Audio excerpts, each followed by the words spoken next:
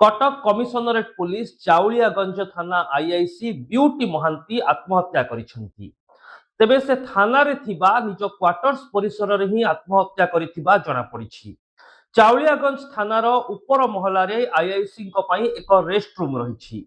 सेही rest room को गतकाली राति रे आराम करबा पई जाइथिले ब्यूटी महांती। हेले सकाळु सकाळु आईआईसी गेट खोली नथिले।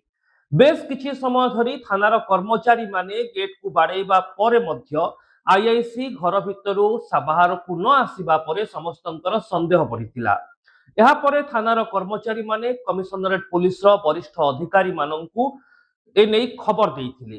तापरे घरर कबाट भांगी जेतेबेले पुलिस कर्मचारी माने घर भितरे पहुंचीथिले सेतेबेले महिला आईआईसी ब्यूटी महांतींकर झुलंता मृतदेह को सेमाने देखिथिले। तुरंत ब्यूटी महांती को झुलंता अवस्था उद्धार करा जाई कटक बड़ मेडिकल को निया जाइथिला।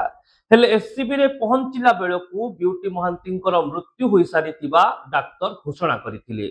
एहा परे विधिबद्ध भावरे ब्यूटी महांतींक मर शरीरर पोस्टमार्टम करा जाइछि। कमिशनरेट पुलिस रो वरिष्ठ अधिकारी माने मध्य आजि कटक एससीबी रे उपस्थित थिले। ता सहित महिला आईआईसी क्यों परिस्थिति रे थाना परिसर रे आत्महत्या कले से नै थाना रे मध्य गहली चहली देखिबाकू मिलिथिला।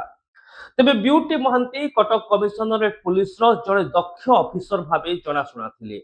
एहा पूर्वरु से महिला थानार इंस्पेक्टर बा आईआईसी दायित्व रे थिले। ता पूर्वरु पहाड़ थानार आईआईसी मध्य रही सारिछंती। तेबे ब्यूटी महांती जड़े दक्ष और सचोट ऑफिसर एवं हेड स्ट्रॉन्ग अर्थात मानसिक स्तर रे बेस दृढ़ एवं निश्चित ऑफिसर बोली तांकर वरिष्ठ अधिकारी माने एवं सहकर्मी माने कहिसंती। ब्यूटी महांती हमारे जो कमिश्नरेट पुलिस के जो ऑफिसर अछंती ताका मजरे बहुत बहुत डिपेंडेबल, बहुत मजबूत एवं बहुत प्रोफेशनली कॉम्पिटेंट ऑफिसर से फिजिकली एवं मेंटली भी बहुत मजबूत एवं ताकर कौन सी समस्या का था मैं कहीं ना के सब बड़ी से ड्यूटी रहता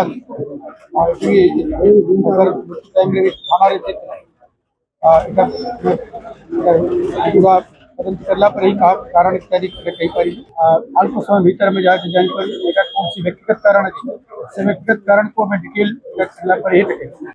तेबे दर्शक बंधु जने महिला आईआईसी जी एते दक्ष ऑफिसर थिले से आत्महत्या कले काहेकि एहा पछरे कोन कारण रहिछि।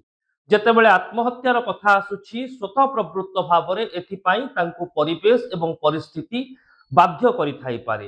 हेले एमिति केउ कारण थिला जेउथि पाई जीवनर सबुठारु चरम निष्पत्ति नेबा पाई जने महिला आईआईसी स्थिर निश्चित होई जाइथिले।